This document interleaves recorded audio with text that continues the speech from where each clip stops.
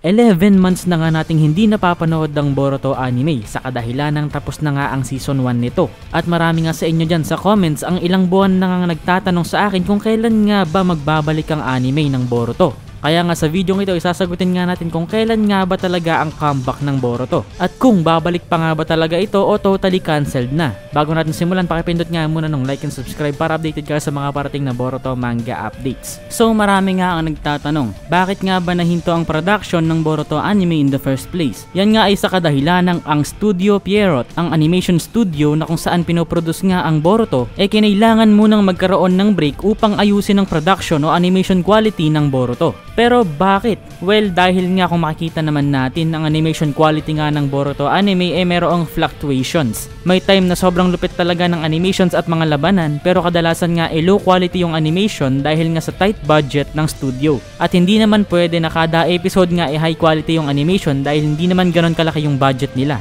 Lalo na't weekly pa nga noon ang release ng Boruto episodes. Hindi tulad ng ibang animes na mayroong 12 to 24 episodes per season lamang, din magkakaroon ng isang taon o 6 months na break bago magkaroon ng bagong season. Yung Boruto kasi ilang taon nang nag-air ng walang hinto, parang One Piece. Kaya dahil nga sa tight scheduling at tight budget hindi nga na-maintain o hindi kayang i-maintain ng studio yung quality o good quality ng animation at production. Isa ding factor na tinignan ng Studio Pierrot dito yung negative reviews at backlash na nare-receive nga ng Boruto series mula sa fanbase dahil nga sa sobrang daming filler episodes at filler arcs na dahilan nga kung bakit nagmumukhang medyo pangit at childish ang Boruto. And syempre, mukhang may pinapriority din kasi dito ang Studio Pierrot kung kaya nagdesisyon din sila na alisin muna ang Boruto sa kanilang trabaho. Dahil bukod nga sa Boruto guys, pinagpokusan din naman itong Studio Pierrot ang high quality production para sa Bleach Thousand Year Blood War arc, yung comeback season nitong Bleach. And syempre, yung last movie ng Black Clover. And syempre, yung mukhang parating nga na comeback ulit ng Black Clover weekly ngayong fall 2024. Hindi ako sure. Pero oo, nakakasad at nakakatampo pa rin na pinaasa nga tayo ng Studio Pierrot at Boruto team sa sunod-sunod na announcements. Around April, June, July, August, nakasabay nga daw ng Boruto manga magbabalik nga rin ang Boruto anime around August to October 2023. Kasabay nga rin nito dapat ang 4 na bagong episodes ng Naruto to commemorate 20th anniversary ng Boruto series na hindi nga natuloy at na-postpone nga indefinitely. Nagkaroon nga kasi ng issues itong Studio Pierrot. Ewan ko kung ano yun. Ayaw nilang ilabas yung,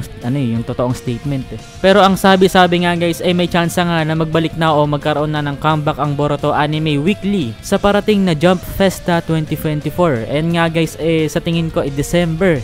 Sa December nga siguro yan guys. We can only speculate dahil wala pa ngang definite schedule at announcement mula sa Studio Pierrot tungkol sa muling pagbabalik ng Boruto. Pero we can assume na 4th quarter nga ng 2024 at 1st quarter ng 2025 ang mga posibleng panahon na magbalik ang Boruto anime. Pero habang wala pa yon, let's stick to the manga at panoorin nyo yung mga videos ko sa mga reviews natin sa mga manga. Yun lang naman guys. Bye bye.